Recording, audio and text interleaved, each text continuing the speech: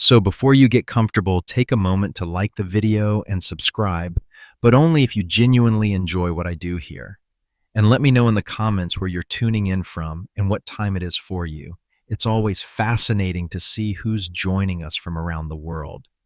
Now dim the lights, maybe turn on a fan for that soft background hum, and let's ease into tonight's journey together. Tonight we're traveling back to feudal Japan, roughly 1185 to 1603, where honor was measured in razor-sharp steel, death was a daily companion, and your morning routine included meditation, sword practice, and the very real possibility of ritual suicide before lunch. You are about to wake up as a samurai. Not the Hollywood version with flowing robes and philosophical one-liners, but the real deal. A warrior in a world where respect was earned through violence, loyalty was tested through sacrifice, and a single misstep could mean the difference between an honorable death and a shameful one. Your eyes open to the sound of wooden temple bells echoing across the morning mist. The year is 1450, and you are Takeshi, a mid-ranking samurai serving under the Hosokawa clan in what would one day become Kyoto. But for now, it's simply home, a place where cherry blossoms bloom over graveyards and beauty exists in the shadow of brutality. You wake up on a futon that's about as comfortable as sleeping on a rice mat, which, come to think of it, is exactly what it is. The room is sparse, tatami mats, a low wooden table, and your most prized possessions, two swords resting on a wooden stand. Your katana and wakizashi, the long and short swords that define your very existence. The morning air is crisp, carrying the scent of incense from the nearby Buddhist temple, mixed with the less pleasant aroma of horses' human waste and the smoky residue from yesterday's cooking fires. There's no glass in your windows, just wooden shutters that you slide open to reveal a world painted in muted earth tones. Your first task isn't breakfast. It's not checking messages or planning your day. It's spiritual preparation for the very real possibility that today might be your last. You kneel before a small shrine in the corner of your room, light a stick of incense, and perform your morning prayers. This isn't just religious observance, it's psychological armor. Because in a world where death can come from a stray arrow, a political miscalculation, or simply being in the wrong place when someone decides to test their blade, mental preparation is the difference between dying well and dying poorly. And make no mistake, how you die matters more than how you live. Your morning ablutions are performed with cold water from a ceramic basin. There's no soap, just water and perhaps some rice bran if you're feeling luxurious. Your teeth are cleaned with a thin stick frayed at one end, and your hair is pulled back into a top knot that's both practical and symbolic. The top knot, or shomash, isn't just a hairstyle. It's a statement. It says, I am a warrior, I am ready to die, and I have the right to carry swords. Speaking of which, let's talk about those swords. They're not just weapons, they're extensions of your soul. The katana, about 3 feet of folded steel, is your primary weapon. The wakizashi, shorter and more maneuverable, is your backup, and more importantly, your tool for seppuku, ritual suicide. Together, they're called the daisho, and they represent your honor, your status, and your willingness to die before being dishonored. The process of getting dressed is surprisingly complex. First, you put on your fundoshi, a loincloth that's essentially a long strip of cloth wrapped around your waist and between your legs. Comfortable, not particularly, but it's practical for a life that involves a lot of sudden movements, horseback riding, and potential disembowelment. Over this goes your kosode, a simple robe that serves as your base layer, then your hakama, wide pleated trousers that look like a skirt but are actually quite practical for movement. Finally, your haori, a jacket that displays your family crest, your allegiances, and your rank. The colors and patterns aren't just fashion choices. They're a complex system of visual communication that tells everyone who you are, who you serve, and how much respect you deserve. Your breakfast is simple: rice miso soup, perhaps some pickled vegetables if you're fortunate. Tea, green tea, bitter and earthy, served in ceramic cups that you cradle like precious stones. There's no sugar, no cream, no flavor enhancers, just the pure, austere taste of leaves and hot water. It's a microcosm of your entire existence, simple, purposeful, and stripped of unnecessary comfort. As you eat, you review your responsibilities for the day. Perhaps you'll be drilling with your unit, practicing formations that could mean the difference between victory and annihilation in battle. Maybe you'll be standing guard at the castle, watching for threats, both external and internal. Or you might be accompanying your lord on a diplomatic mission where the wrong word or gesture could spark a conflict that costs thousands of lives. The morning light filters through the paper screens, casting geometric shadows across the tatami mats. Outside, you can hear the sounds of the household awakening, servants preparing for the day, horses being fed and groomed, the distant sound of other samurai going through their morning routines. It's peaceful, almost meditative, but underneath the tranquility is a constant current of tension. This is a world at war, not always actively, but always potentially. Your weapons need daily maintenance. You carefully clean your swords with rice paper and oil, checking for any signs of rust or damage. A dull blade isn't just ineffective, it's insulting to the weapon, to your ancestors, and to the craftsman who forged it. Each sword is a work of art created through a process that takes months and involves techniques passed down through generations. The steel is folded hundreds of times, creating patterns in the metal that are both beautiful and functional. The philosophy behind your morning routine is Bushido, the way of the warrior. It's not just about fighting. It's about living with the constant awareness of death, about finding beauty in impermanence, about maintaining honor even when no one is watching. Every action, from the way you hold your chopsticks to the way you walk, is a reflection of your character and your commitment to this path. As you prepare to leave your quarters, you perform one final ritual. You check your appearance in a polished bronze mirror, not out of vanity, but to ensure you're presenting yourself properly.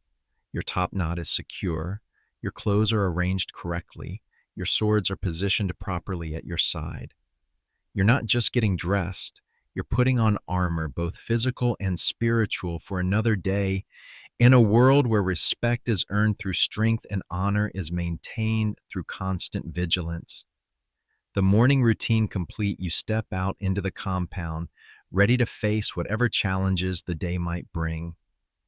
The sun is fully up now, casting long shadows across the training grounds, where you'll soon be practicing the movements that could save your life or end someone else's. The air is filled with the sounds of daily life. Servants sweeping horses, stamping the distant ring of metal on metal as other warriors begin their sword practice. But first, you have a meeting with your immediate superior, a man who holds your fate in his hands and who expects absolute loyalty in return for his protection and guidance. In the feudal system, you are simultaneously a master and a servant, with authority over those below you and complete subservience to those above. It's a delicate balance that requires constant attention and can shift dramatically based on politics, warfare, and the whims of those in power. Your breakfast settles uneasily in your stomach as you contemplate the day ahead.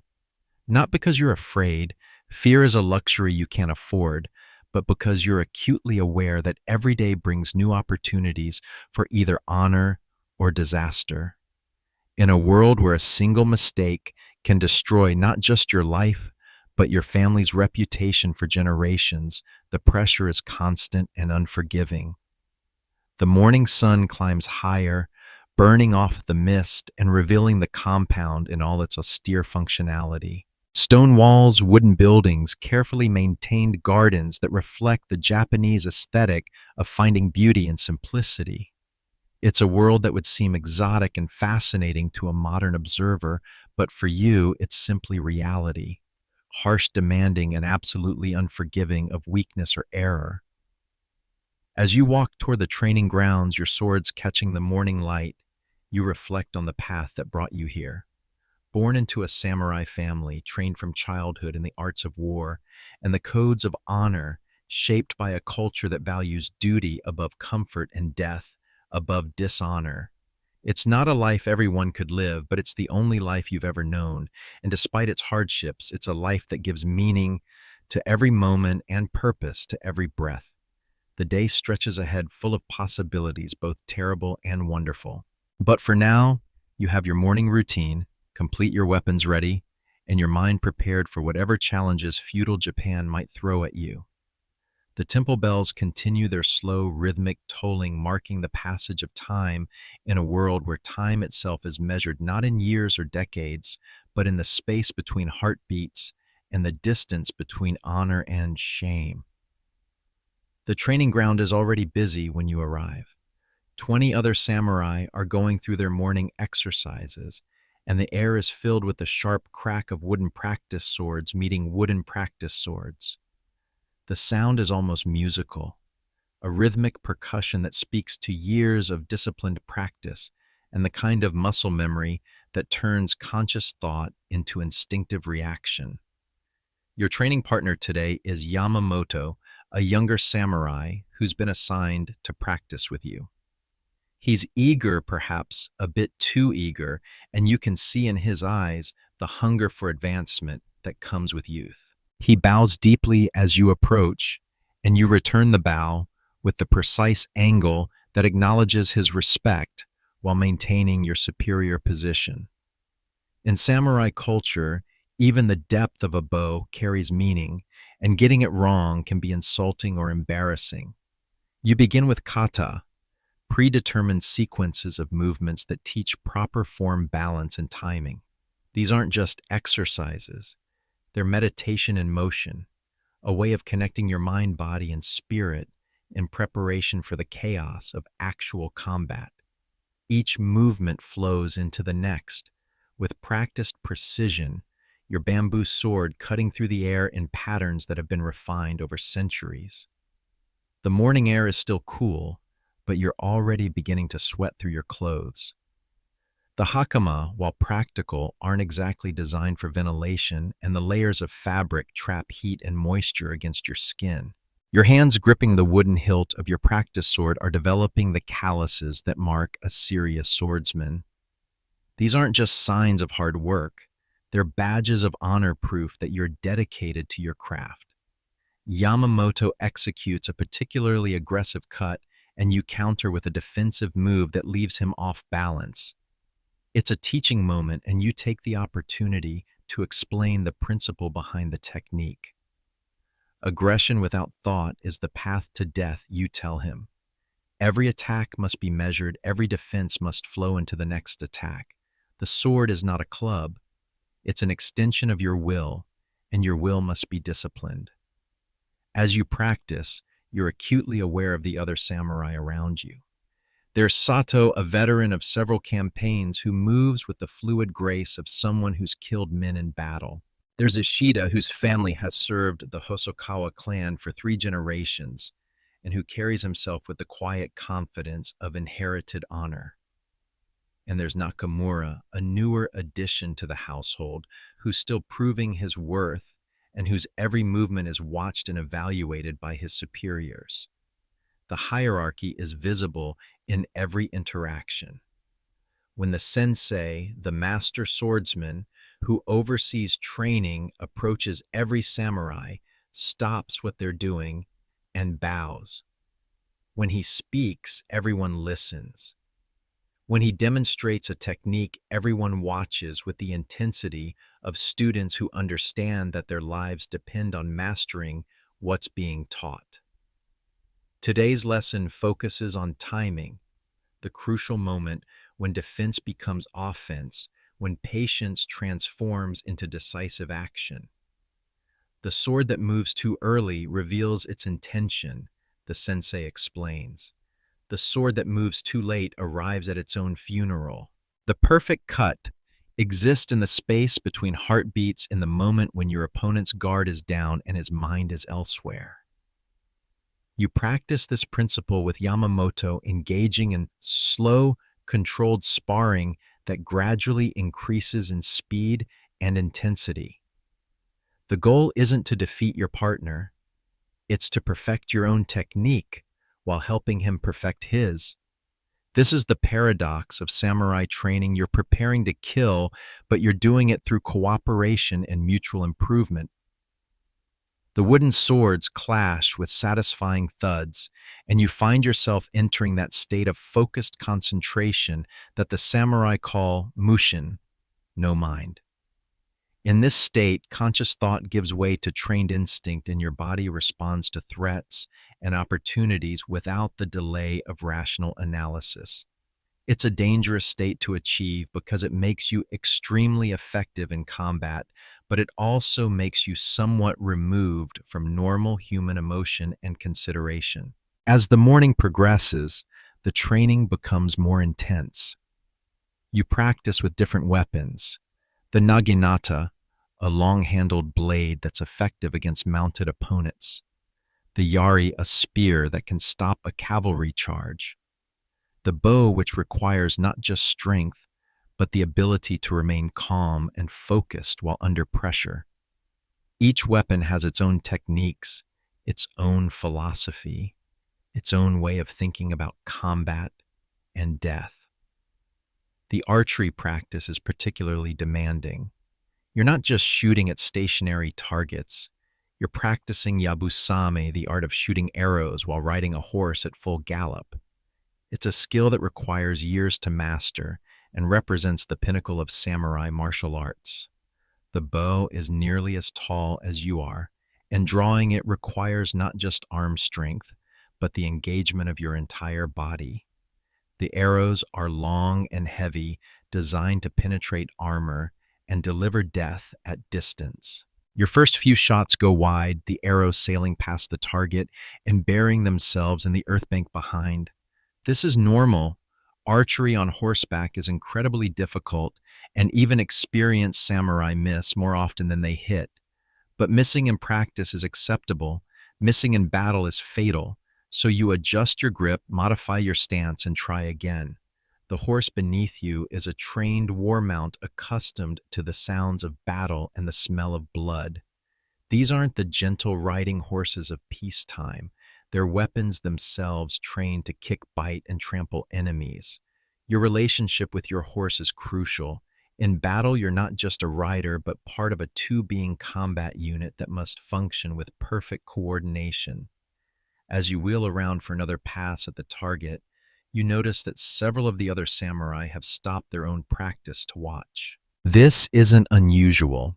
Samurai training is as much about learning from others as it is about perfecting your own skills.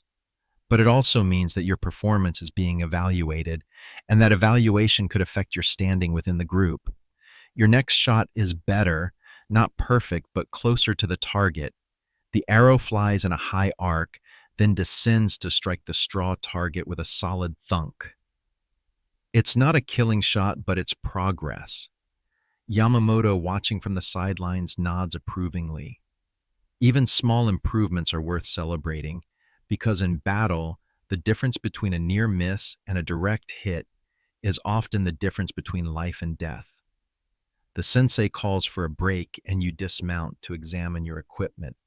Your bow needs adjustment. The string is slightly loose, affecting accuracy. Your arrows need inspection. One has a cracked shaft that could cause it to fly unpredictably. These details matter more than you might think, because in combat equipment, failure can be fatal. As you work on your gear, you engage in conversation with the other samurai. These aren't casual chats. They're exchanges of information, technique, and philosophy that help everyone improve. Sato tells you about a new grip he's been experimenting with for close combat. Ishida shares observations about horse training that could improve your mounted archery. Nakamura asks questions about stance and breathing that reveal both his eagerness to learn and his current limitations. These conversations are also opportunities for political maneuvering. The samurai class is highly competitive, and advancement depends not just on skill, but on relationships, reputation, and the ability to navigate complex social dynamics. A casual comment about another samurai's technique can enhance or damage reputations. A well-timed compliment can build alliances. A poorly chosen word can create enemies. The morning training session concludes with a group meditation. All the samurai kneel in seiza position, sitting on their heels with their backs straight and their hands resting on their thighs. The sensei leads the group in breathing exercises designed to calm the mind and prepare the spirit for the day's responsibilities. This isn't just relaxation. It's mental conditioning, a way of maintaining the psychological balance necessary for effective combat. As you meditate, you reflect on the morning's lessons, the techniques you've practiced, the principles you've learned, the relationships you've built or maintained. But you also contemplate the larger questions that face every samurai. What does it mean to live honorably? How do you balance loyalty to your lord with your own moral convictions? When is it appropriate to die, and when is it necessary to kill? These aren't abstract philosophical questions. They're practical concerns that could determine your actions in life or death situations. The code of Bushido provides guidance, but it's not always clear how to apply these principles in specific circumstances. The meditation helps you think through these complexities while your conscious mind is quiet and your deeper wisdom can emerge. The temple bells chime again, marking the end of the morning training session. As you rise from meditation, you feel the familiar combination of physical exhaustion and mental clarity that comes from intensive martial arts practice. Your body is tired, but your mind is sharp. Your muscles ache, but your spirit feels refined and focused. You bow to the sensei, to your training partners, and to the training ground itself. These bows aren't just politeness, they're acknowledgments of debt. You owe your skills to your teachers, your improvement to your training partners, and your opportunity to practice to the space and equipment provided by your lord. Gratitude is an essential part of the samurai worldview. A recognition that individual achievement is always dependent on the support and sacrifice of others. As you walk back toward the main compound, your swords once again at your side, you carry with you the lessons of the morning. Not just the technical skills, though those are important, but the deeper understanding of what it means to live as a warrior in a world where violence is both an art and a necessity. The training ground has prepared you for the challenges ahead, but it has also reminded you of the responsibility that comes with your skills and your position. The sun is higher now, and the day's heat is beginning to build. Soon you'll need to attend to your other duties, administrative tasks, ceremonial obligations, perhaps escort duty or guard assignment. But for now, you have a few minutes to appreciate the morning's work and to prepare mentally for whatever comes next. The training ground empties as the other samurai disperse to their various responsibilities. The wooden practice swords are cleaned and stored, the archery equipment is maintained and put away, the ground is swept clean of debris. Even the maintenance of the training area is a form of discipline, a way of showing respect for the tools and space that make improvement possible. As you leave the training ground, you pass a group of young boys who are watching the adult practice with wide eyes and obvious admiration.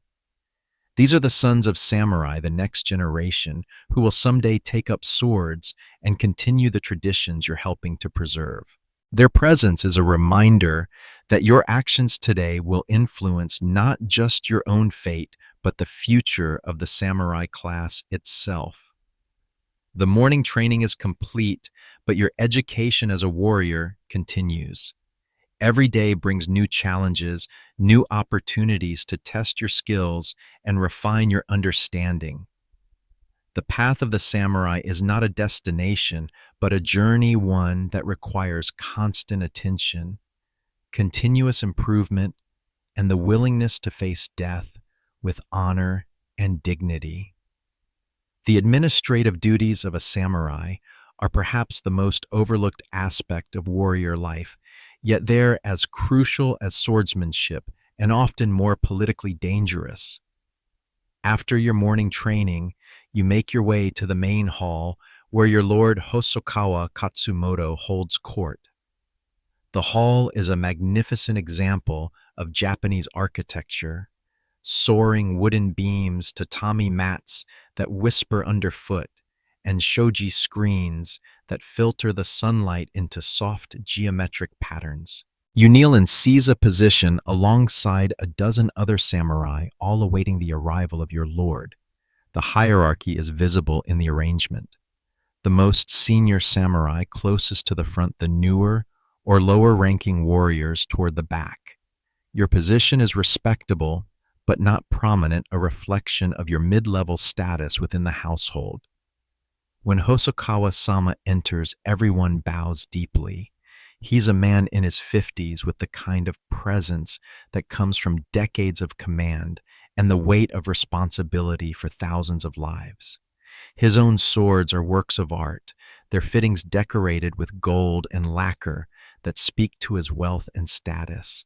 But his eyes are what command attention, sharp, intelligent, and constantly evaluating the men who serve him.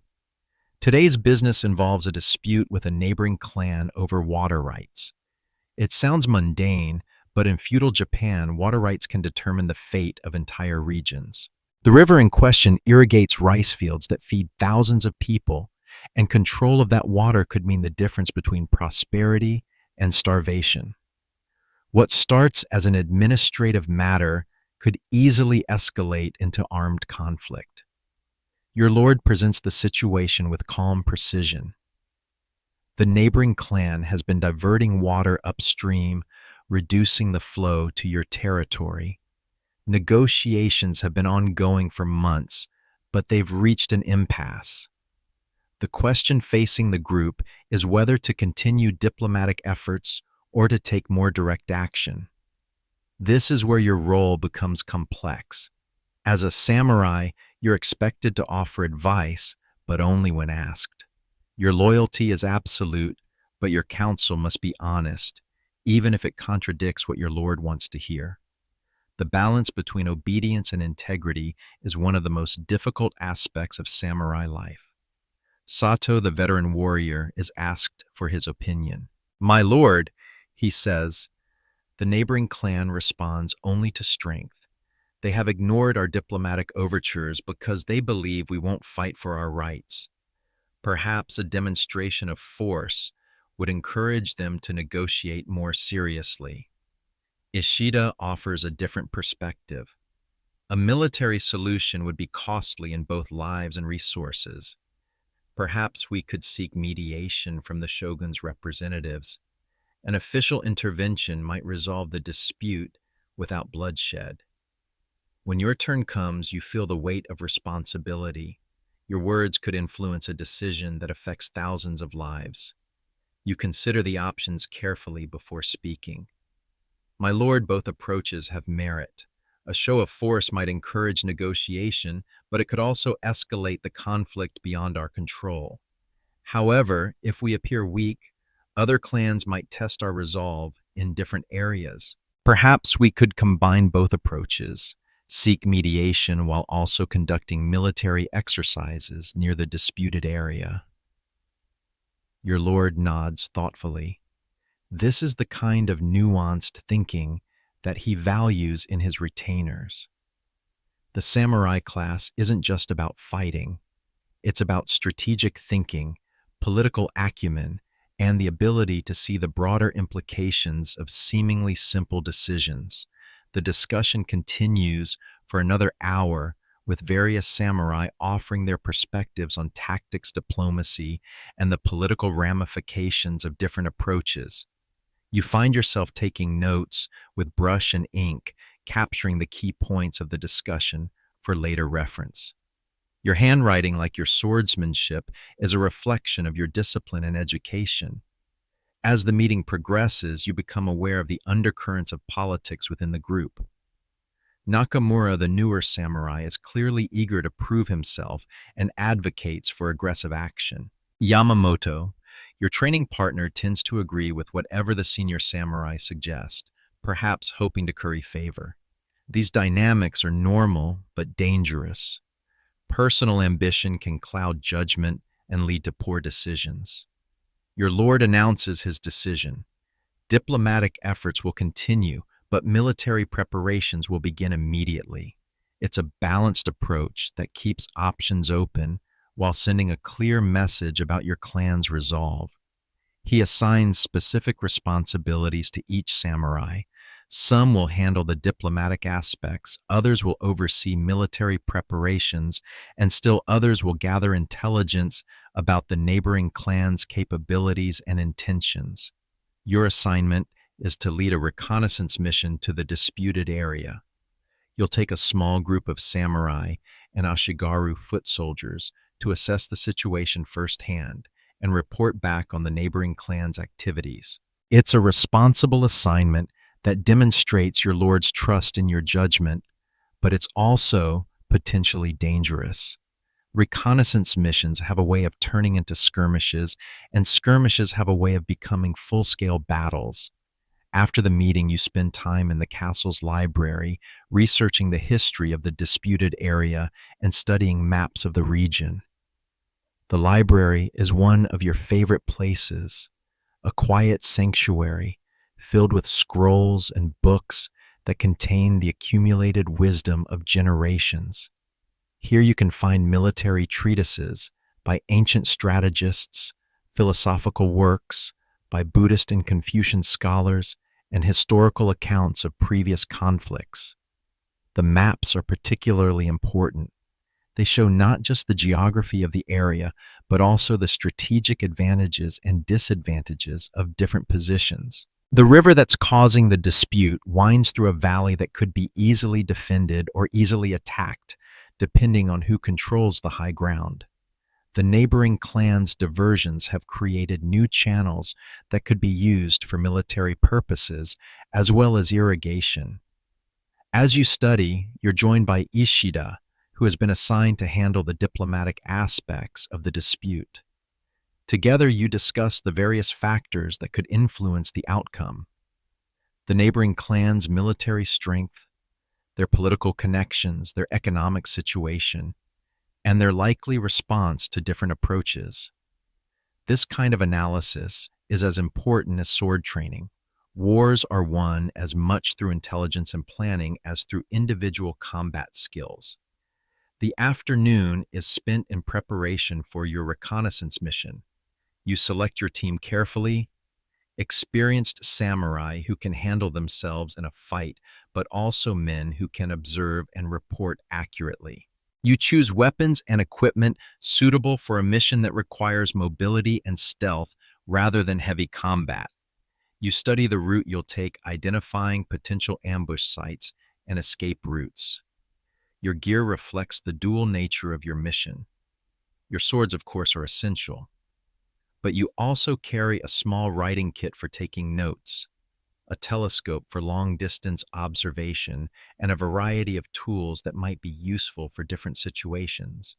Your clothing is practical rather than ceremonial, dark colors that won't stand out, sturdy fabrics that can handle rough terrain, and minimal ornamentation that might catch sunlight or make noise. The evening meal is a somber affair. The entire household is aware of the developing crisis, and the atmosphere is tense with anticipation. Conversation is subdued, focused on practical matters, rather than the usual discussions of poetry, philosophy, or gossip. Everyone understands that decisions made in the next few days could determine the fate of the clan for generations. After dinner, you perform your evening rituals with particular attention to detail. You clean and inspect your weapons, check your equipment, and spend extra time in meditation. Tomorrow's mission will require not just physical courage, but mental clarity and emotional stability. The ability to make quick, accurate decisions under pressure could mean the difference between success and disaster. As you prepare for sleep, you write a letter to your family. It's not a farewell letter.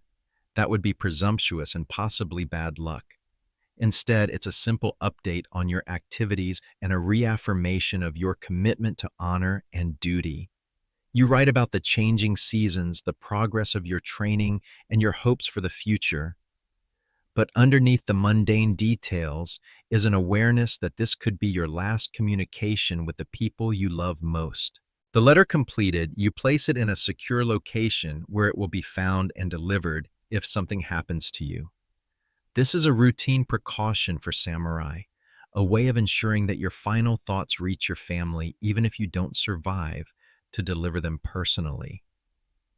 Sleep comes slowly, your mind busy with plans and contingencies for tomorrow's mission. You review the route, consider possible complications, and mentally rehearse your responses to different scenarios. But eventually, exhaustion overcomes anxiety, and you drift into the light, watchful sleep of a warrior who must be ready to wake and fight at a moment's notice. The night passes peacefully, but you're conscious of the sounds outside your room. Guards making their rounds, horses shifting in their stalls, the distant sound of night birds calling across the darkness. These are the sounds of a world at peace, but they're also the sounds of a world that could explode into violence at any moment. Your dreams are filled with images of the river, the disputed territory, and the faces of the men you'll be leading into potential danger. In your dreams, you're not just a samurai, but a guardian of the peace, a protector of the innocent, and a servant of justice. But you're also a killer trained and prepared to take lives in service of your Lord and your code. The contradiction doesn't trouble you. It's simply part of the reality of being a samurai. You serve peace through the threat of violence, protect the innocent by being dangerous to their enemies, and maintain justice by being willing to impose it through force. These paradoxes are built into the very foundation of the samurai worldview, and learning to live with them is part of your education as a warrior. As dawn approaches, you begin to stir your body and mind, preparing for the challenges ahead. The reconnaissance mission awaits, and with it the opportunity to serve your Lord, protect your people, and uphold the honor of your family and clan. The weight of responsibility is heavy, but it's a weight you've been trained to carry, and one that gives meaning and purpose to your existence. The morning light filters through the paper screens, casting familiar patterns across the tatami mats. Soon, you'll be riding out into uncertain territory, carrying the hopes and fears of your entire household. But for now, you have a few precious moments of peace to prepare your mind and spirit for whatever lies ahead. The reconnaissance mission begins before dawn as you and your carefully selected team of 4 samurai and 6 ashigaru prepare to leave the compound. The pre-dawn darkness is complete, broken only by the soft glow of paper lanterns and the occasional spark from a torch. Your horses stamp and snort in the cool air, their breath visible in small clouds that dissipate quickly in the morning breeze. Your team is a study in contrasts. Sato, the veteran, sits his horse with the relaxed confidence of someone who's survived dozens of similar missions. Yamamoto, your training partner, is obviously nervous, but trying to hide it behind a mask of determined professionalism. The Ashigaru are a mixed group, Some experienced soldiers who've seen battle others young men for whom this is their first real mission beyond the safety of the compound. The route to the disputed territory takes you through several different types of terrain. Initially, you'll be traveling through familiar lands, rice paddies, small villages, and well-maintained roads where your group is likely to be welcomed or at least tolerated. But as you get closer to the disputed area, the landscape becomes more challenging and the political situation more complex. Your first stop is a small village about 2 hours' ride from the compound. The village headman, an elderly farmer named Tanaka, has been a source of information for your clan for years. He greets you with the respectful deference due to a samurai, but you can see the worry in his eyes. The water dispute has already affected his village. The reduced flow in the river has made irrigation more difficult and the crops are suffering. "Honorable samurai," he says, bowing deeply, "the situation grows worse each day. The upstream diversions have reduced our water by nearly half. If this continues, we will lose most of our rice crop, and the village will face starvation before winter." You listen carefully, taking notes in your small writing kit. This isn't just about politics or territorial disputes. It's about the survival of innocent people who depend on your lord's protection. The responsibility weighs heavily on you as you consider the implications of different courses of action. Tanaka provides detailed information about the neighboring clans' activities. They've been expanding their diversions not just for irrigation, but apparently for industrial purposes as well. They're operating several mills that require significant amounts of water, and they seem to be prioritizing their economic interests over the needs of downstream communities. "Have you seen any military activity in the area?" you ask. "Yes, honorable samurai. Patrols have been more frequent and they have established a small outpost near the main diversion point. Perhaps 20 men, mostly Ashigaru, but with at least 3 samurai in command." This is valuable intelligence. The neighboring clan is clearly taking the dispute seriously enough to commit military resources to protecting their position. It suggests that they're not interested in compromise and are prepared to defend their actions by force if necessary. After gathering as much information as possible from Tanaka, you distribute some rice and coins to help the village cope with their current difficulties. This isn't charity. It's an investment in loyalty and a demonstration of your lord's commitment to protecting his people. The village's support could be crucial if the dispute escalates into open conflict. The journey continues through increasingly difficult terrain. The well-maintained roads give way to rough tracks that wind through forested hills and across streams that must be forded carefully. Your horses pick their way over rocky ground, and you find yourself constantly scanning the landscape for signs of ambush or surveillance. The weather is not cooperating. What started as a clear morning has become overcast with the threat of rain hanging in the low clouds. Rain would make travel more difficult and could potentially affect the accuracy of your observations, but it might also provide cover for your reconnaissance activities. As you approach the disputed area, you implement standard security procedures. The group spreads out to avoid presenting. A concentrated target scouts are sent ahead to check for potential threats, and everyone remains alert for any sign of enemy activity. Your own senses are heightened.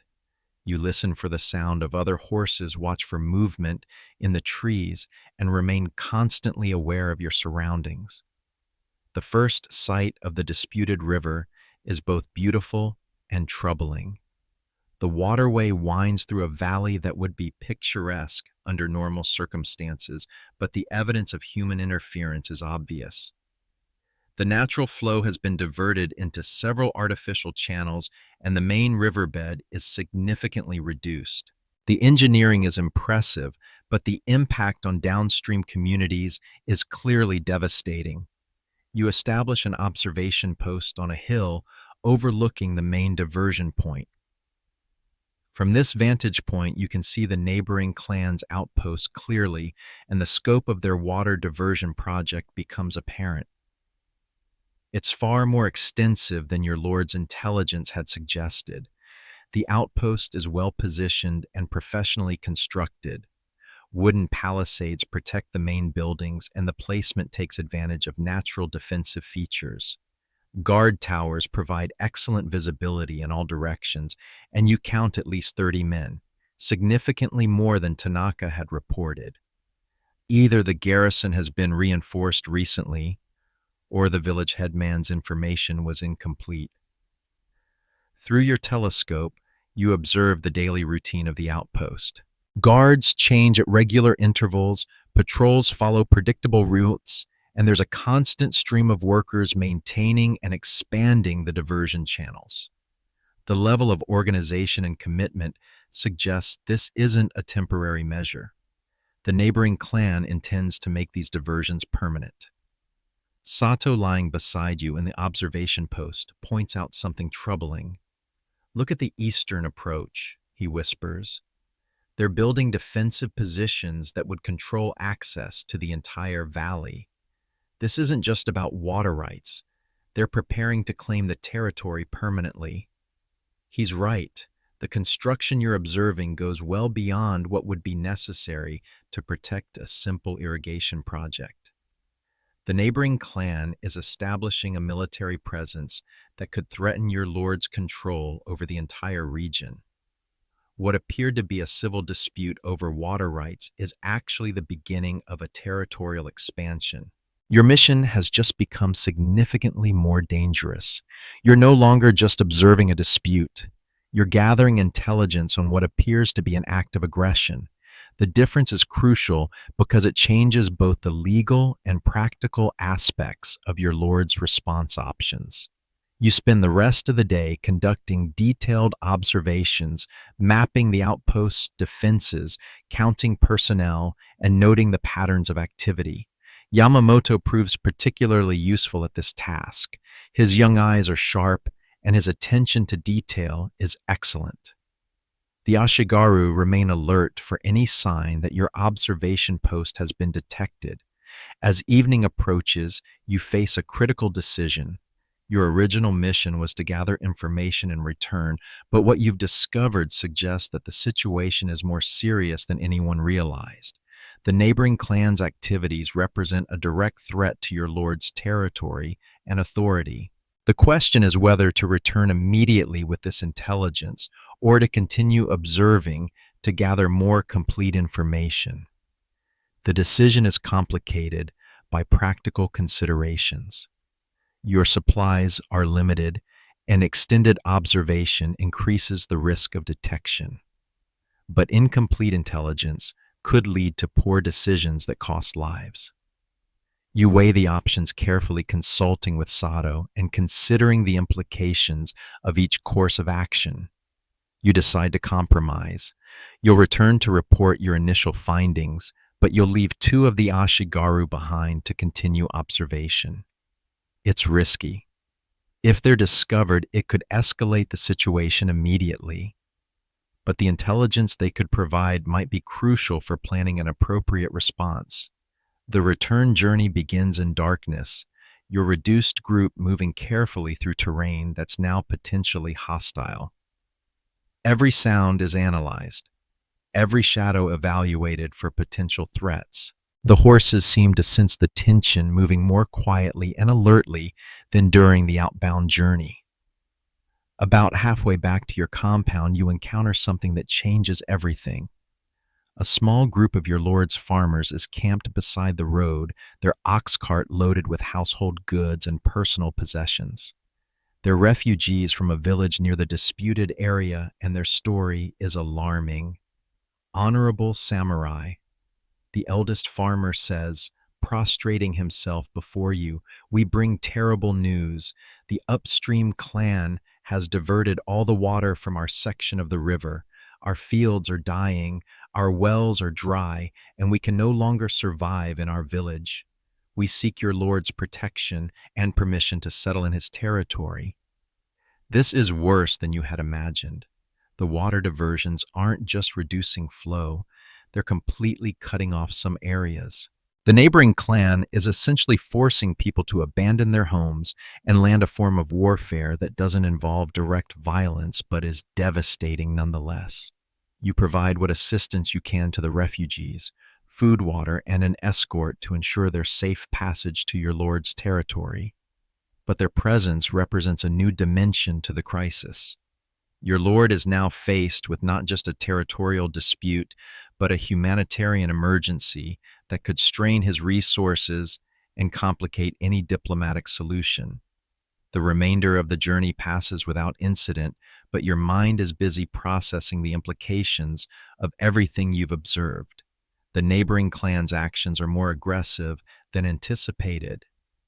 Their military preparations are more extensive than reported, and the human cost of the dispute is higher than anyone realized.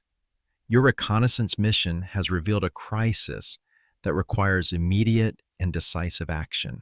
You arrive at the compound just as the morning training session is beginning. The familiar sounds of wooden swords clacking together seem almost surreal after the tensions of the past day and night. The peaceful routine of the compound stands in stark contrast to the developing crisis in the disputed territory. Your first priority is reporting to your Lord, but protocol requires that you clean up and present yourself properly before requesting an audience. The formal requirements seem almost silly given the urgency of your information, but maintaining proper etiquette is part of what separates samurai from common soldiers. As you prepare for your report, you organize your thoughts and evidence carefully. Your Lord will need clear, accurate information to make informed decisions. But you're also aware that your report could trigger actions that lead to war with all the death and destruction that entails. The weight of responsibility is enormous. The morning sun climbs higher as you complete your preparations. Soon you'll be standing before your Lord, delivering intelligence that could determine the fate of thousands of people. Your observations during the reconnaissance mission have transformed a water rights dispute into something much larger and more dangerous. But this is why you exist as a samurai, to serve as your Lord's eyes and ears, to gather information that enables wise decisions, and to accept the responsibility that comes with knowledge and capability. The reconnaissance mission is complete, but your real work is just beginning. The compound continues its daily routine around you, but you know that everything is about to change. The intelligence you've gathered will set in motion a chain of events that could lead to negotiation warfare or something in between. Your role as a samurai requires you to be prepared for any outcome while hoping for the best possible resolution. As you walk toward the main hall to request an audience with your Lord, you reflect on the complexity of the samurai's role. You're a warrior trained for violence, but you hope for peace. You serve your Lord's interests, but you're also responsible to the people those interests affect.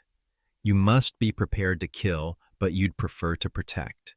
These contradictions are the essence of the samurai experience, living with competing loyalties and conflicting duties while maintaining honor and effectiveness.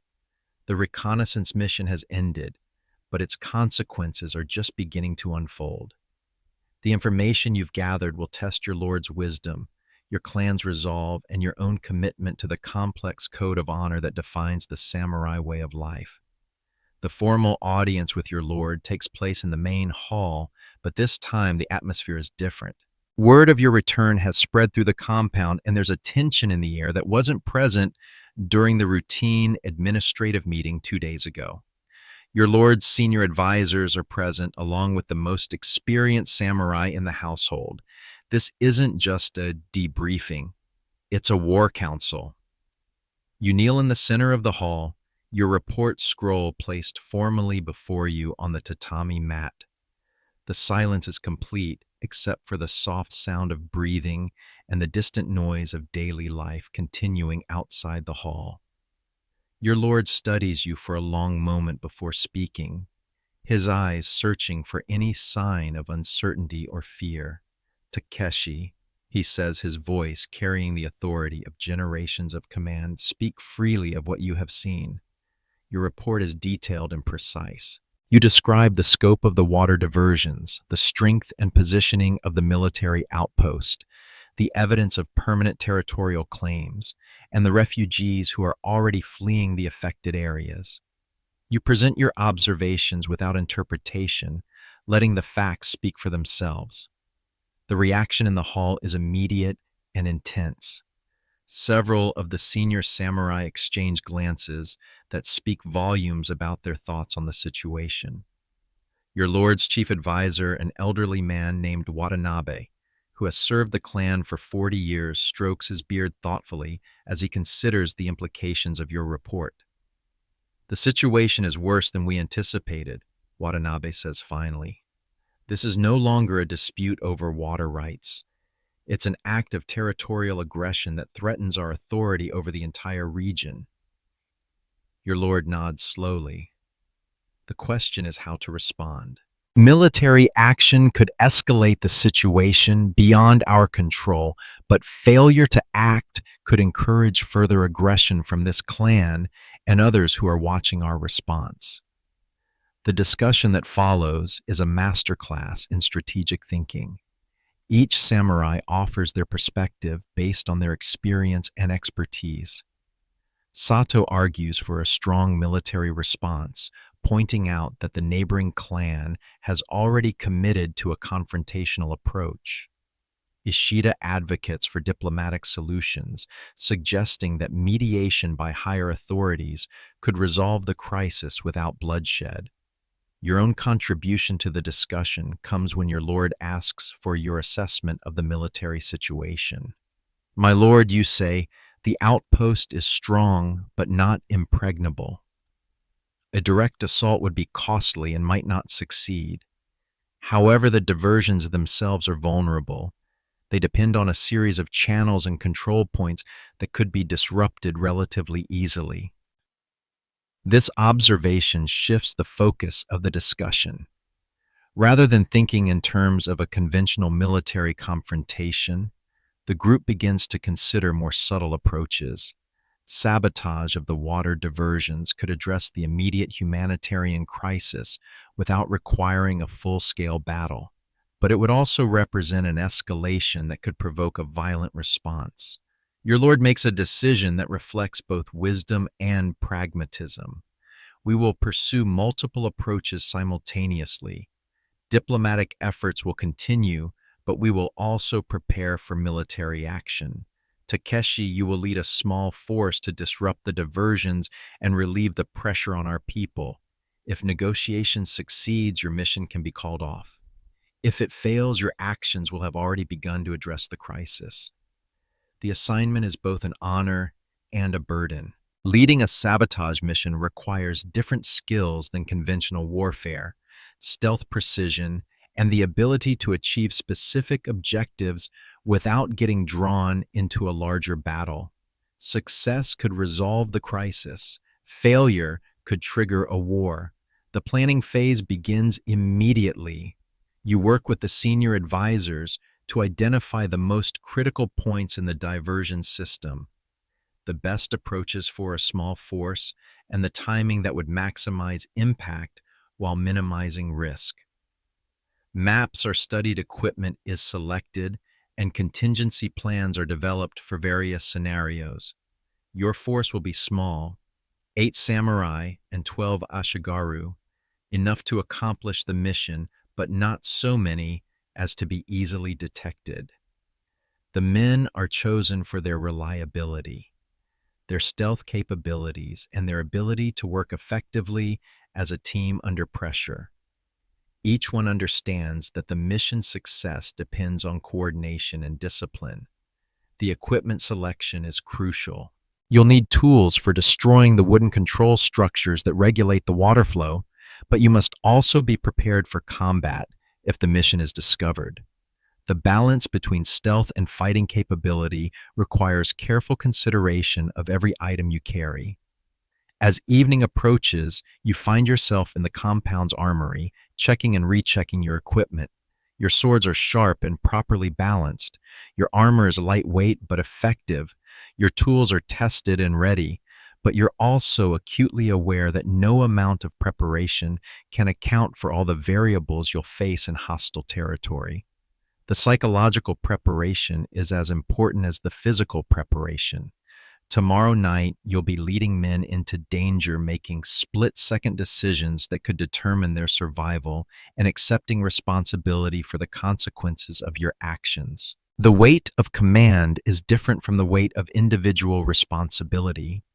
When you fail, others suffer the consequences. You spend time with each member of your team, reviewing their assignments and ensuring they understand both the mission objectives and the broader context. These conversations serve multiple purposes. They improve coordination, build confidence, and allow you to assess each man's mental state before the mission begins. Yamamoto. Your former training partner is now under your command for this mission. The relationship dynamic has shifted, and both of you must adapt to the change. He's nervous but determined, and you have confidence in his abilities. Sato the veteran serves as your second in command, bringing experience and calm judgment to the group. The final briefing takes place after the evening meal. The entire team gathers in a small room where you review the plan one final time. The route to the target, the specific objectives, the timeline, the contingency plans. Everything is discussed in detail. Questions are answered, concerns are addressed, and responsibilities are confirmed. But the briefing also includes a discussion of the broader implications of the mission. These men need to understand that they're not just destroying some wooden structures, they're participating in a political and military action that could determine the fate of thousands of people. The weight of that responsibility is shared among the entire team. As the briefing concludes, you distribute small amounts of gold to each team member. This isn't payment. It's emergency funds that could be crucial if someone is separated from the group or if the mission goes wrong in unexpected ways. It's also a tangible reminder of your Lord's investment in the mission's success. The night before the mission is spent in final preparations and quiet contemplation. You write another letter to your family, update your will, and spend time in meditation and prayer. These rituals aren't morbid. They're practical preparations for a dangerous undertaking that acknowledge the real possibility of death or capture. Your sleep is light and fitful, your mind active with plans and contingencies. You review the mission timeline, consider potential complications, and visualize the actions you'll need to take under different circumstances. Mental rehearsal is as important as physical training for complex operations like this one. Dreams come and go throughout the night, images of flowing water, burning structures, and the faces of the men under your command. In your dreams, you're sometimes successful, sometimes failing, always aware of the consequences of your choices. The dreams reflect both your hopes and your fears about the mission ahead. As dawn approaches, you're already awake and alert. Today will be spent in final preparations and waiting. Tonight, you'll lead your team into hostile territory to attempt a mission that could resolve the crisis or escalate it beyond anyone's ability to control. The anticipation is almost unbearable, but it's also sharpening your focus and preparing your mind for the challenges ahead. The morning light reveals a compound that appears normal but feels different. Everyone knows about the mission, and the sense of impending action affects the entire household. Training continues. Administrative duties are performed, but there's an underlying tension that speaks to the gravity of the situation. Your team spends the day in quiet preparation. Equipment is checked one final time, final messages are written, and last-minute details are confirmed. But mostly you wait, experiencing the peculiar combination of boredom and anxiety that precedes dangerous action. As evening approaches, the time for preparation ends and the time for action begins. The mission that could determine the course of the water rights dispute is about to commence, and with it your test as a leader of men, in a situation where failure could mean not just personal dishonor, but the deaths of those who have placed their trust in your judgment and capability. The sun sets behind the mountains and darkness begins to fall across the compound. Soon you'll be riding out into the night, carrying the hopes and fears of your entire clan toward a confrontation that could resolve the crisis or transform it into something much larger and more dangerous. The burden of command weighs heavily on your shoulders as you prepare to lead your men into the unknown. The sabotage mission begins at midnight, your small force moving through the darkness like shadows given purpose. The night air is cool and still perfect for stealth operations, but also nerve-wracking in its complete silence. Every sound your horses make seems amplified in the quiet. The soft thud of hooves on earth, the creak of leather, the occasional snort or whinny that must be quickly muffled. Your route takes you along paths you've traveled before, but the familiar terrain feels different at night. Landmarks that were obvious in daylight become uncertain shapes in the darkness. Streams that were easily fordable in the afternoon become treacherous obstacles when you can't see the rocks beneath the surface. Navigation requires constant attention and careful decision-making. The team moves in single file with scouts ahead and behind to watch for potential threats. Communication is limited to hand signals and occasional whispered words when absolutely necessary. Each man understands that the mission's success depends on reaching the target undetected, and everyone takes the responsibility seriously. About 2 hours into the journey, you encounter your first complication. One of the advance scouts returns with news that a patrol from the neighboring clan is camped across your planned route. They appear to be a routine patrol rather than a specific response to intelligence about your mission, but their presence forces you to make a difficult choice. You could take a longer route that would avoid the patrol entirely, but it would add several hours to your travel time and increase the risk of being detected by other patrols. Alternatively, you could attempt to pass the patrol position quietly, risking discovery but maintaining your timeline. The third option is to eliminate the patrol, but that would certainly escalate the situation and might compromise the broader diplomatic efforts. After consulting briefly with Sato, you decide to take the longer route. The mission's primary objective is disrupting the water diversions, not eliminating enemy patrols. Avoiding unnecessary confrontation serves both the immediate mission and the larger strategic situation. It's a decision that prioritizes long-term success over short-term efficiency. The detour takes you through more difficult terrain, rocky hillsides where the horses must pick their way carefully, and dense forest where branches catch at your clothing and equipment. Progress is slow and frustrating, but the alternative risks are unacceptable. By the time you reach the target area, you're running behind schedule but still undetected. The water diversion system is more complex than your earlier reconnaissance had revealed. In addition to the main channels, there are several smaller diversions that feed into industrial operations and irrigation systems. Destroying just the main structures might not be sufficient to restore adequate water flow to the downstream communities. You quickly revise your plan, assigning teams to multiple targets simultaneously. Coordination becomes crucial. All the sabotage must happen at roughly the same time to prevent word of the first attack from alerting defenders at other locations. The timing requires precision that's difficult to achieve in darkness with limited communication. Yamamoto leads a team to the northern diversion point, while Sato takes responsibility for the main channel controls.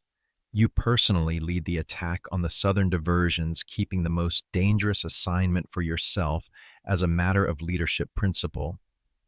The remaining team members are positioned to provide security and early warning of any response from the enemy outpost. The actual sabotage work is both easier and more difficult than anticipated. The wooden control structures are vulnerable to fire and sharp tools, but they're also designed to be robust enough to handle the pressure of flowing water. Simply hacking at them with swords isn't sufficient.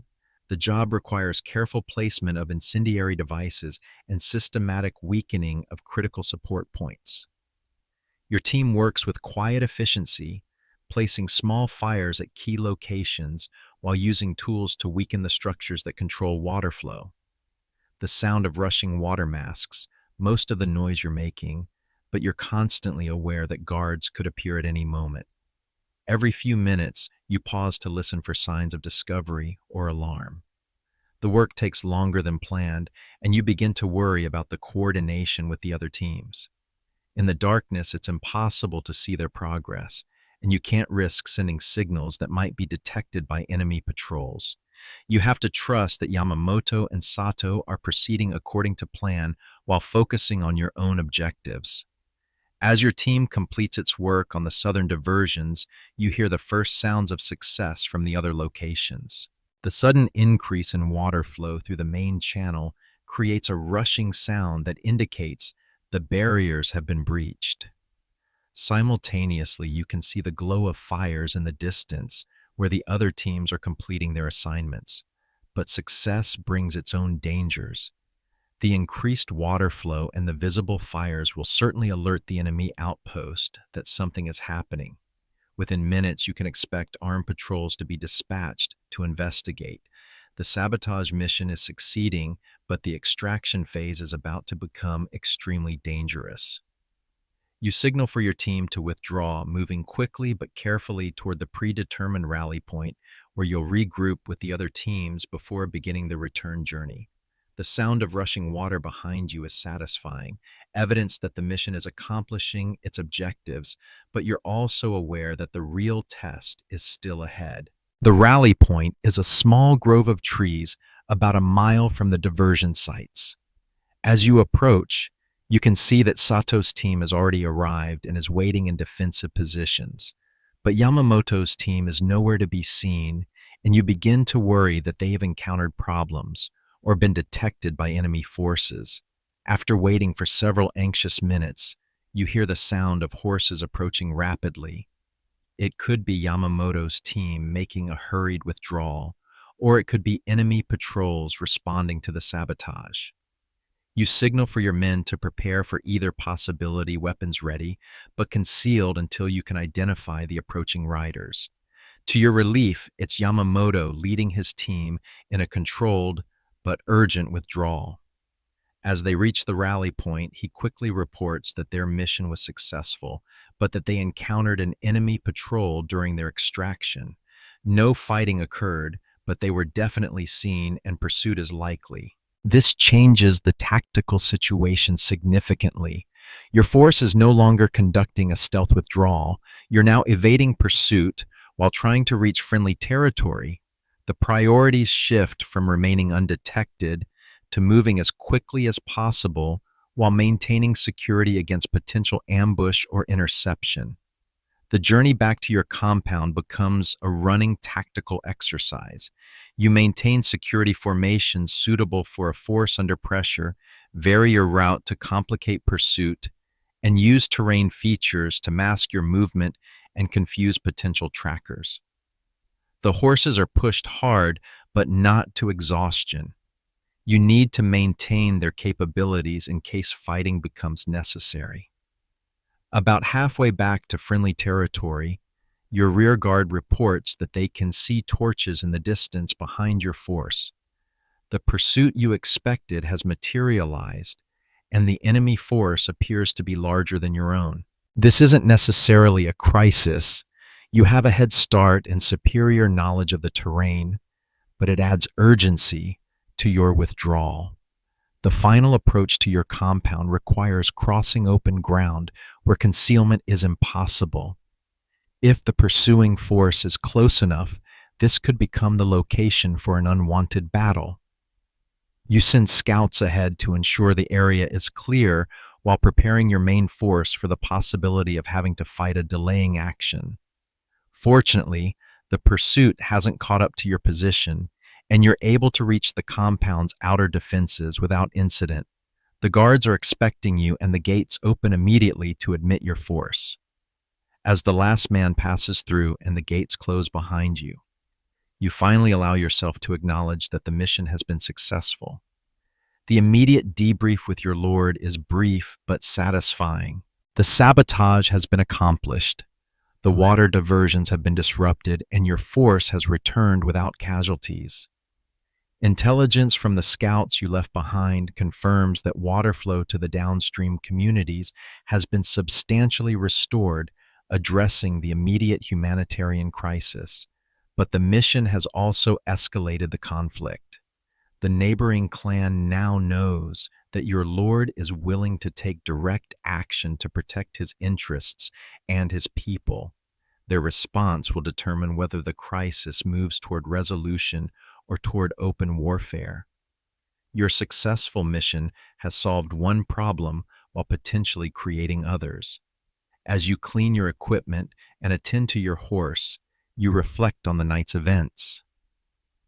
The mission required different skills than conventional combat: stealth coordination, technical expertise, and the ability to make quick decisions under pressure. But it also required the same mental discipline and commitment to duty that defines all samurai activities. The sabotage mission is complete, but its consequences are just beginning to unfold. The water crisis has been addressed, but the larger political situation remains unresolved.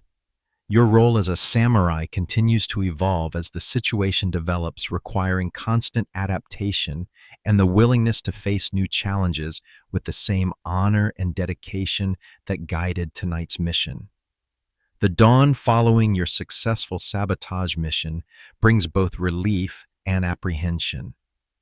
Word has already reached the compound that water flow to the affected villages has been restored, and refugees who had fled their homes are beginning to return. But intelligence reports also indicate that the neighboring clan is mobilizing a larger military force, suggesting that the conflict is far from over. Your lord summons you for a private audience away from the formal setting of the main hall. This meeting takes place in his personal study, a smaller room filled with scrolls, maps, and the artifacts of a life spent in military and political leadership. The informal setting suggests that he wants to speak frankly about the situation and your role in the events that are unfolding. Takeshi. He begins pouring tea with his own hands, rather than having servants perform the task. Your mission was successful beyond our expectations. The immediate crisis has been resolved, and our people are no longer facing starvation. But success in war often creates new problems, and we must be prepared for the consequences of our actions. You accept the tea with appropriate gratitude, understanding that this informal gesture indicates both respect for your service and concern about the future.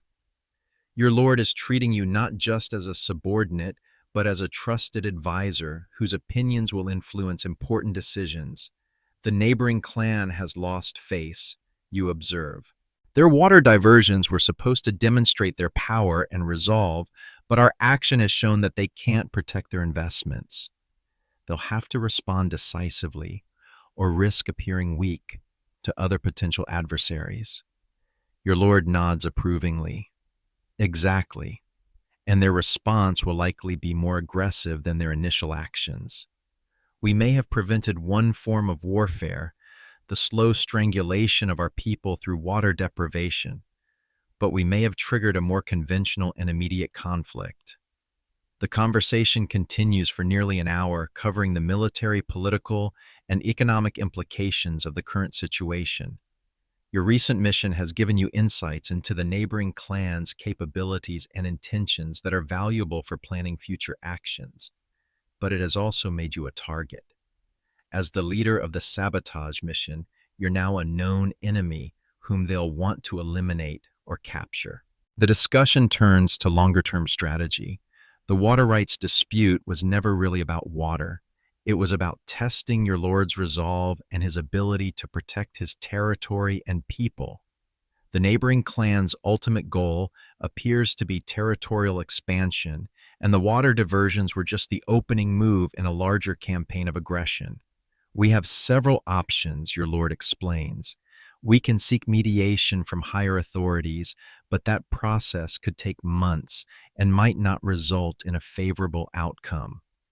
We can prepare for defensive warfare, but that allows our enemies to choose the time and place of battle. Or we can take preemptive action to disrupt their plans before they can implement them fully. Each option has advantages and disadvantages, and each requires different types of preparation and commitment. Mediation preserves resources, but might not address the underlying problem. Defensive warfare is safer, but potentially more costly in the long run.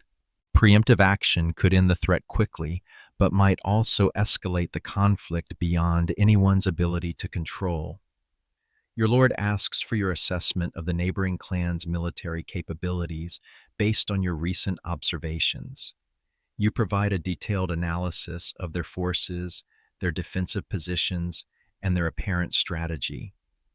The intelligence you gathered during the reconnaissance and sabotage missions has given you a better understanding of their strengths and weaknesses than anyone else in your lord's service. They're stronger than we initially thought, you conclude, but they're also more committed to aggressive action than diplomatic solution. A defensive strategy might prolong the conflict indefinitely, while mediation is unlikely to succeed given their apparent goals. Preemptive action is risky, but it might be our best option for achieving a decisive resolution. The meeting ends with your lord's decision to pursue a combined approach. Diplomatic efforts will continue to maintain the appearance of seeking peaceful resolution, but military preparations will intensify in case negotiation fails. Your role will be to lead advanced reconnaissance and potentially conduct additional sabotage missions to degrade the enemy's capabilities before any major confrontation. The remainder of the day is spent in intensive planning and preparation. The compound buzzes with activity as weapons are sharpened, armor is repaired, and supplies are organized for potential extended operations. The possibility of war transforms the daily routine from peaceful training exercises to urgent preparation for life and death conflict. You find yourself at the center of much of this activity. Your recent missions have established you as one of your lord's most trusted and capable officers, and other samurai seek your advice on tactics, equipment, and the psychological preparation necessary for combat. The responsibility is both flattering and burdensome. People are looking to you for leadership and guidance in a situation where mistakes could be fatal. The training that day focuses on unit tactics and coordination rather than individual skills. War requires not just personal combat ability, but the capacity to work effectively as part of a larger force. Commands must be understood and executed quickly. Formations must be maintained under pressure, and individual initiative must be balanced with group discipline. Your role in these exercises is complex. You're simultaneously a participant, learning and practicing the skills you'll need in battle, and an instructor sharing the insights you've gained from your recent missions in hostile territory. The dual responsibility requires constant mental adjustment as you shift between following orders and giving guidance. As evening approaches, you're assigned to lead a war council meeting focused on intelligence assessment and tactical planning. The group includes your lord's senior military advisors, experienced samurai who've participated in previous conflicts, and specialists in areas like engineering and logistics. Your mission reports form the foundation for the discussion, but the conversation ranges widely over strategic and tactical considerations. The meeting reveals the complexity of planning for warfare in feudal Japan. Military considerations must be balanced against political implications, resource constraints, and the potential for intervention by higher authorities. Every decision has ramifications that extend far beyond the immediate tactical situation. Your contribution to the discussion focuses on the practical realities of fighting in the disputed territory, the terrain features that could influence battle outcomes, the logistics challenges of operating away from your base, and the intelligence gaps that could affect tactical decisions. Your recent experience in the area makes you uniquely qualified to address these concerns. As the meeting progresses, a comprehensive battle plan begins to emerge. Rather than a single large engagement, the strategy envisions a series of smaller actions designed to degrade the enemy's capabilities while avoiding the risks of a decisive battle that could result in catastrophic losses. It's a sophisticated approach that requires careful coordination and significant intelligence about enemy activities. Your assignment in this plan is to lead a series of reconnaissance and harassment missions designed to disrupt enemy preparations and gather intelligence about their intentions. It's dangerous work that will require operating in hostile territory for extended periods, but it's also crucial for the success of the larger strategy. The War Council concludes with a sobering reminder from your Lord about the stakes involved in the developing conflict. We're not just fighting for water rights or territorial boundaries, he says. We're fighting for our survival as an independent clan and our ability to protect the people who depend on us. Failure isn't just military defeat. It's the destruction of everything we've built and the abandonment of everyone who trusts us. That night, you spend extra time in meditation and prayer, preparing mentally for the challenges ahead. The successful sabotage mission has proven your capabilities, but it has also committed you to a path that could lead to victory or disaster. The weight of responsibility grows heavier as the stakes increase. Your evening letter to your family is more personal than usual. Without violating security about specific military plans, you try to convey your love and commitment to them while also preparing them for the possibility that you might not survive the coming conflict. It's a difficult balance between honesty and reassurance. Sleep comes fitfully, your mind active with plans and concerns about the missions ahead. In your dreams, you're sometimes victorious, sometimes defeated, always aware of the consequences of your choices for the people who depend on your success. The dreams reflect the complex mixture of confidence and anxiety that characterizes the mental state of a warrior preparing for battle. The morning brings news that accelerates the timeline for military action. Scouts report that the neighboring clan is massing forces near the disputed territory, apparently preparing for a major offensive against your lord's positions. The time for preparation is ending, and the time for action is beginning. As you prepare for what could be your final mission briefing, you reflect on the path that has brought you to this point. From the routine water rights dispute to the brink of open warfare, the situation has escalated far beyond anyone's initial expectations. Your role has evolved from observer to saboteur to potential battlefield commander, each phase requiring new skills and greater responsibility. The compound around you is transforming from a peaceful household into a military camp. The sounds of preparation, weapons being tested, orders being given, horses being saddled, create an atmosphere of controlled urgency that speaks to the gravity of the situation. Everyone understands that the decisions made in the next few hours could determine the fate of the clan for generations. Your personal preparation is complete.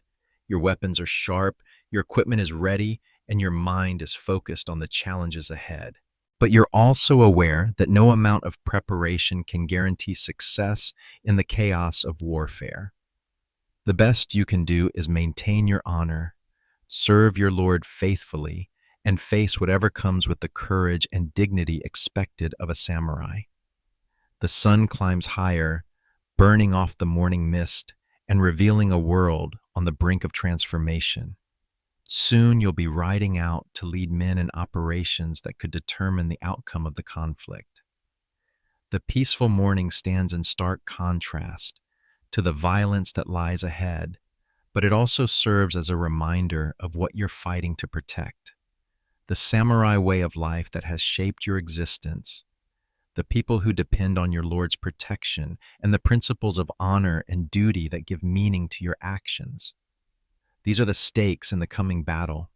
Success will preserve them. Failure will destroy them. The responsibility is enormous, but it's also the essence of what it means to be a samurai in a world where honor is earned through service and sacrifice. The final phase of the conflict begins before dawn as you lead an expanded force of 20 samurai and 40 ashigaru toward what intelligence reports suggest will be the decisive confrontation. The neighboring clan has committed their main force to a bold offensive, attempting to seize control of the entire disputed region in a single decisive action. Your mission is to disrupt this offensive, while your Lord's main force prepares for a counterattack that could end the conflict permanently. The pre-dawn darkness is complete, but the air carries sounds that speak to the magnitude of what's unfolding. In the distance, you can hear the rumble of many horses moving the creak of supply wagons and the occasional bark of orders being given to large groups of men. The neighboring clan's offensive is already underway, and your window for disrupting it is narrowing rapidly. Your force moves with the efficiency born of intensive training and recent combat experience. The lessons learned during the sabotage mission have been incorporated into your tactics, and everyone understands their role in the complex operation ahead. Communication is maintained through hand signals and whispered words, but the coordination is so smooth that verbal orders are rarely necessary. The intelligence picture becomes clearer as you approach the area of operations. Scout reports indicate that the enemy force is larger than anticipated, perhaps 200 men, including a significant number of mounted samurai. They're moving in a coordinated advance that suggests good leadership and careful planning. This isn't a rash assault, but a well-organized military operation. Your tactical situation is challenging but not hopeless. Your smaller force can engage the enemy in direct combat, but you can potentially disrupt their advance through harassment attacks on their supply lines, communications, and isolated units. The key is to strike quickly and withdraw before the enemy can bring their superior numbers to bear. The first target is a supply convoy moving along a forest road about 2 miles behind the main enemy force. Intelligence suggests it's carrying arrows, food, and replacement weapons, critical resources that the enemy will need for sustained operations. Destroying or capturing these supplies could significantly degrade their combat effectiveness. You divide your force into 3 groups for the attack.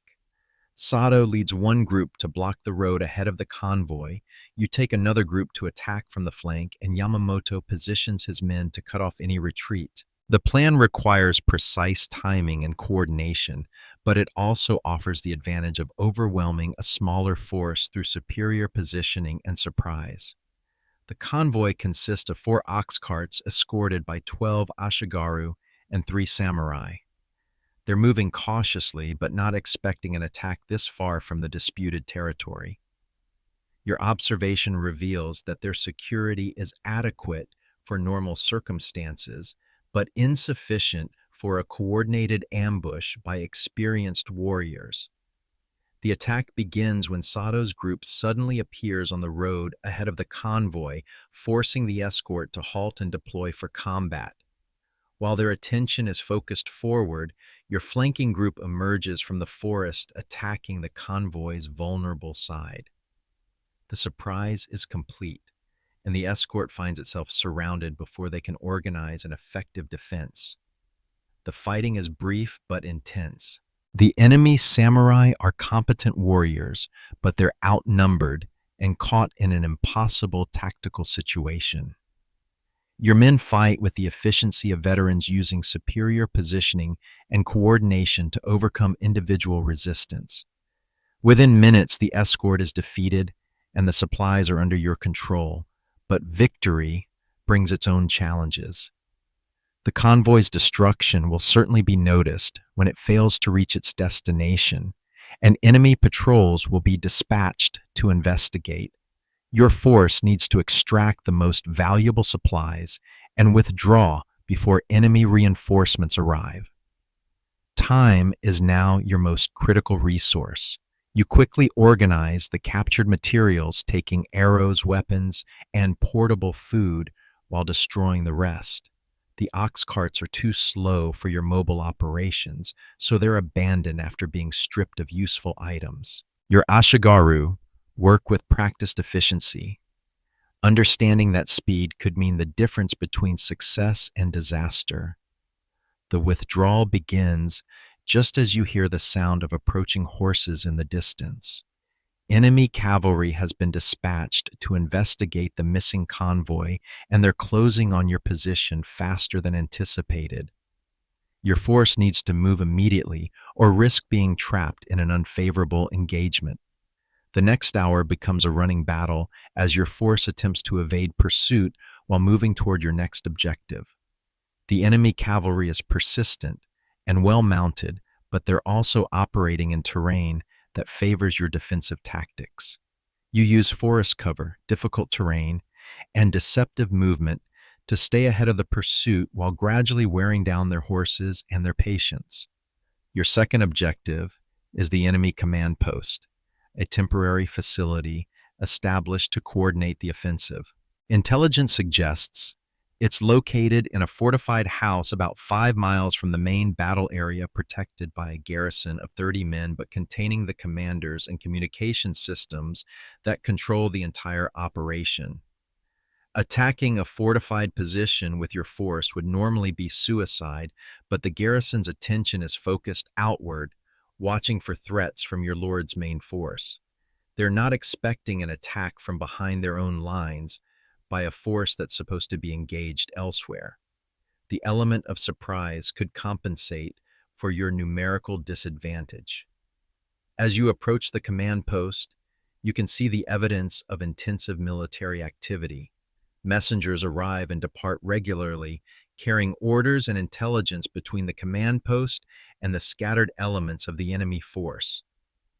Communication flags and signal fires indicate a sophisticated command and control system that's managing a complex operation. Your attack plan is necessarily simple given the time constraints and the strength of the enemy position. A diversionary assault on the main gate will draw the garrison's attention, while a smaller group infiltrates through a weak point in the perimeter defenses. Once inside, the objective is to capture or eliminate the enemy commanders and destroy their communication capabilities. The assault begins at dusk, using the fading light to mask your approach while providing enough visibility for coordinated action. Yamamoto leads the diversionary attack with half your remaining force, creating enough noise and confusion to convince the garrison that they're facing a major assault. Meanwhile, you lead a small team of the most experienced warriors in a stealthy approach to the command post itself. The infiltration is more difficult than anticipated. The enemy's perimeter defenses are stronger than your intelligence suggested, and the garrison responds to the diversionary attack with discipline and organization rather than panic. You find yourself leading your team through a running battle in the confined spaces of the fortified compound, fighting room by room toward the command center. The combat inside the compound is brutal and personal. The confined spaces negate many of the advantages of superior swordsmanship, reducing the fighting to close-quarter struggles where courage and determination matter more than technical skill. Your training serves you well, But you're also aware that luck plays a larger role in this type of fighting than in formal duels or open battlefield combat. You reach the command center just as the enemy commanders are attempting to escape with their critical documents and maps. The final confrontation takes place in a room lit by flickering oil lamps, casting dancing shadows that turn the fight into a surreal dance of death. Your sword work is precise and economical, each cut designed to disable or kill without unnecessary flourish. The enemy commander, a veteran samurai named Ishikawa, proves to be a formidable opponent. His skill with the sword is evident in every movement, and his experience in similar situations shows in his tactical awareness and adaptability. The duel stretches on longer than you would prefer, with both fighters seeking the decisive opening that will end the engagement. The resolution comes when Ishikawa attempts a complex attack designed to penetrate your defense while positioning himself for a follow-up strike. Your counterattack catches him in the middle of his technique when he's committed to a course of action that he can't change. Your blade finds the gap in his armor just below the left shoulder, delivering a wound that's immediately fatal. With the enemy commanders eliminated and their communication systems destroyed, the command post operation is complete. But the success has come at a cost. 3 of your men are dead, and several others are wounded. The extraction will be more difficult than the infiltration, especially with injured men who can't move at full speed. The withdrawal from the command post becomes another running battle as the surviving garrison members attempt to prevent your escape while enemy reinforcements converge on your position. Your reduced force fights a series of delaying actions using terrain and defensive positions to slow the pursuit while gradually moving toward friendly territory. By the time you reach safety, your force has been reduced to fewer than 30 men, and several of those are wounded. But the mission has been successful beyond your original objectives. The enemy supply line has been disrupted, their command structure has been decapitated, and their offensive has been thrown into confusion at the critical moment. The intelligence you gathered during the operations confirms that the enemy force is larger and better organized than anticipated, but it also reveals critical weaknesses in their logistics and command structure. Your lord's main force can exploit these weaknesses if they act quickly and decisively. The final phase of the conflict takes place over the next 3 days as your lord's forces engage the enemy in a series of battles that determine the outcome of the entire dispute. Your role shifts from active combat to intelligence analysis and advisory support, helping to interpret the information gathered during your missions and plan the final offensive. The decisive battle occurs at dawn on the 4th day when your lord's main force attacks the enemy positions, just as they're attempting to reorganize after the disruption caused by your operations. The attack succeeds beyond all expectations, routing the enemy force and capturing most of their leadership. The neighboring clan's offensive is not just defeated, but completely destroyed. The aftermath of victory brings both celebration and sobering reflection. The immediate threat has been eliminated, but the cost has been significant. Your own losses, while relatively light, include men you trained with and fought alongside. Their deaths are a reminder that victory in war always comes at a price that extends far beyond strategic objectives. Your lord's recognition of your service is generous and appropriate. You're elevated in rank and given new responsibilities that reflect your proven capabilities in both combat and leadership. But the promotion also brings awareness that future conflicts will bring even greater challenges and responsibilities. The water rights dispute that began the entire crisis is resolved in your lord's favor, but the deeper issues that caused the conflict remain unaddressed. Other clans are watching the outcome, carefully evaluating both your lord's capabilities and his willingness to use force to protect his interests. The successful resolution of this conflict may deter some potential adversaries while encouraging others to test your defenses. As you attend the formal ceremonies marking the end of the conflict, you reflect on the path that brought you to this point. From a routine administrative meeting to commanding men in battle, the crisis has tested every aspect of your training and character. The experience has changed you in ways that you're still discovering. The peaceful routine of the compound gradually returns, but it's a different kind of peace than before. Everyone who participated in the conflict carries the knowledge that war can come suddenly, and that survival depends on constant preparation and the willingness to act decisively when necessary. The samurai way of life has been validated, but it has also been revealed in all its harsh complexity.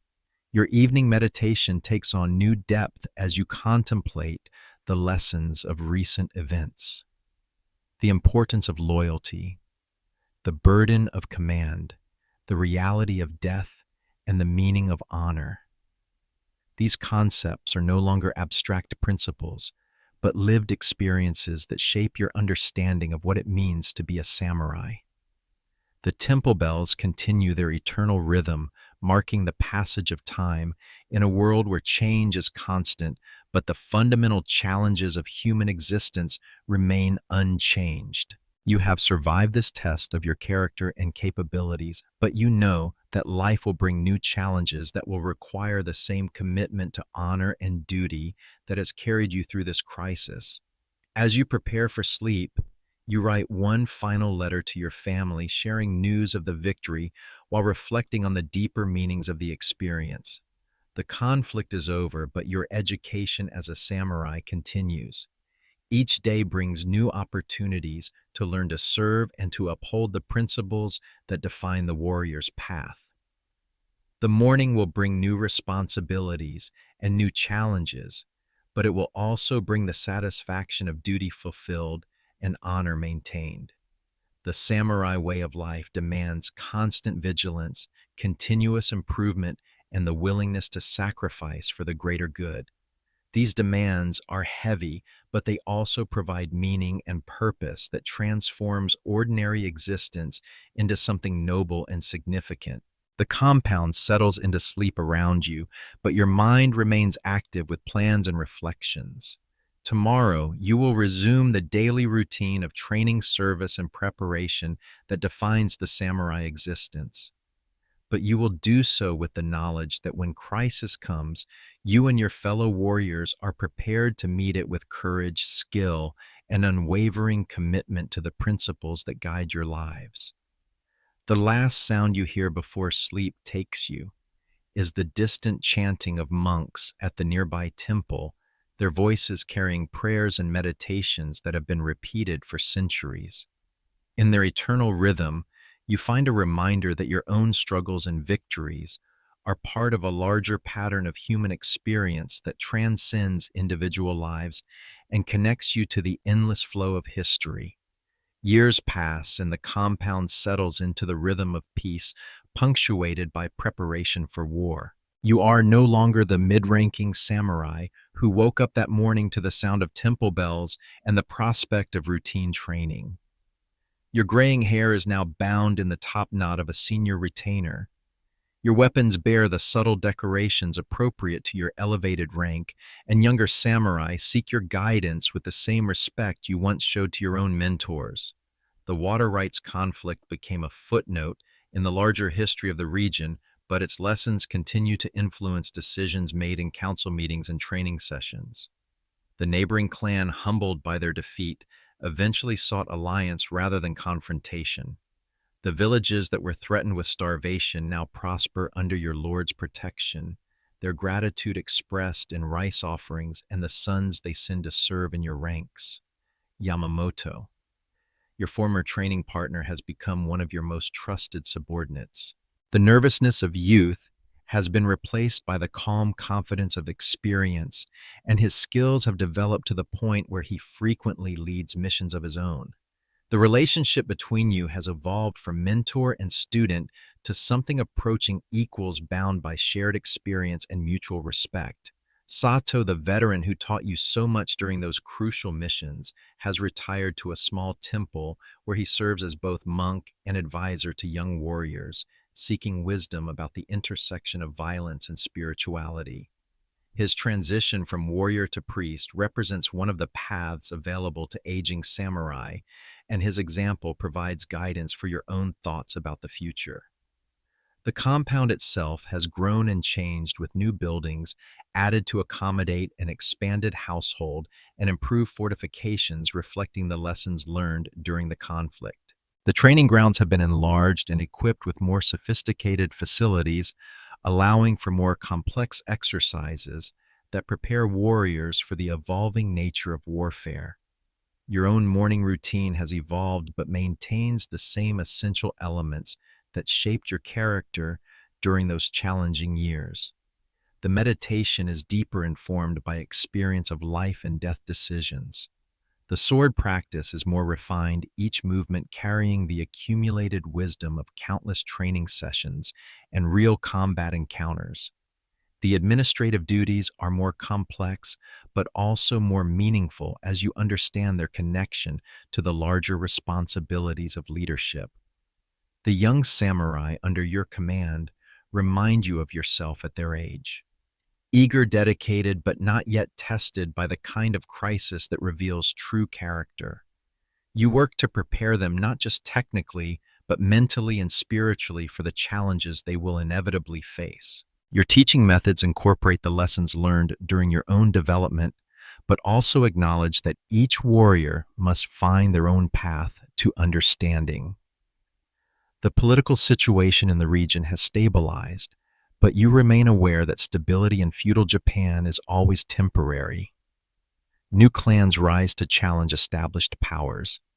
Economic changes create new sources of tension, and the larger political currents of the country continue to shift in ways that could affect your lord's position and interests.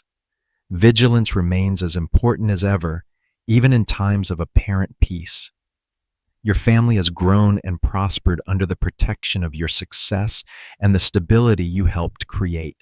Your children are being educated in the traditions and values that have shaped your own life, but they will face challenges and opportunities that you can't fully anticipate. The world is changing in ways both subtle and profound, and the samurai class itself must adapt or risk becoming irrelevant. The philosophical questions that once seemed abstract have become practical concerns informed by real experience. You understand now that honor is not a fixed concept, but something that must be constantly defended and refined through action. Loyalty is not blind obedience, but a complex commitment that sometimes requires challenging those you serve in order to serve them well.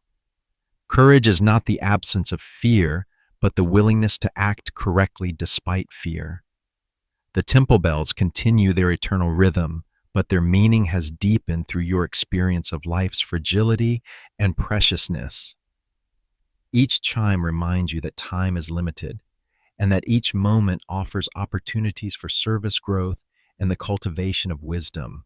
The sound that once simply marked the beginning of your day now serves as a constant reminder of the deeper purposes that give meaning to daily existence. Your evening letters to family and friends have become more thoughtful and reflective, sharing not just news of current events, but insights gained through years of service and observation. These communications serve as both historical record and personal legacy, documenting the evolution of your understanding and the lessons you hope to pass on to future generations. The meditation that ends each day has become a cornerstone of your spiritual practice, providing both relaxation and insight into the patterns and purposes that shape human existence. In the quiet moments before sleep, you review not just the events of the day, but their significance within the larger pattern of your life and service. The compound around you represents both continuity and change, the eternal aspects of human nature and aspiration embodied in traditions that span generations, but also the constant adaptation and growth necessary for survival in a changing world. Your role as guardian of these traditions while also guiding their evolution is one of the most challenging and meaningful aspects of your current position. As you prepare for sleep on this particular evening, many years after the crisis that tested and formed your character, you reflect on the strange journey that brought you to this point. The young samurai who faced those challenges could not have imagined the person you have become, just as you cannot fully anticipate what the future will demand of those who will follow in your footsteps. But certain things remain constant. The need for courage in facing uncertainty, the importance of loyalty and honor in guiding decisions, and the value of disciplined training in preparing for whatever challenges life may present. These principles, tested in battle and refined through experience, continue to provide guidance for navigating an uncertain world. The last sound you hear before sleep is the same that awakened you all those years ago, the rhythmic tolling of temple bells across the evening darkness.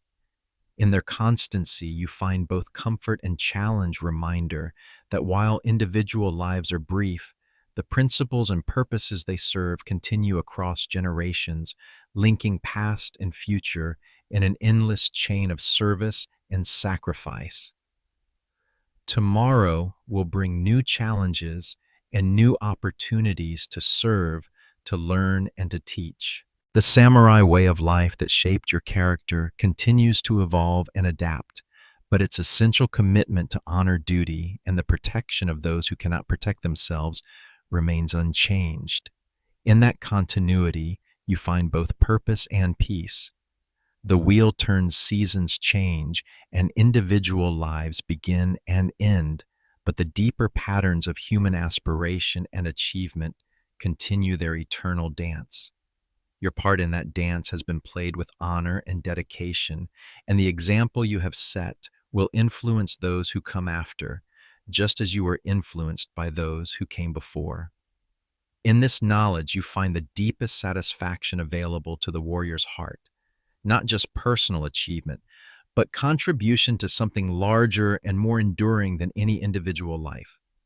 The samurai way continues, carried forward by new hands, but guided by eternal principles into whatever future awaits. This concludes the true story of the samurai way of life, a journey through honor, duty, and the eternal dance between peace and war that defined feudal Japan. Thank you for joining us on this immersive exploration of what it truly meant to live by the sword in a world where honor was worth more than life itself.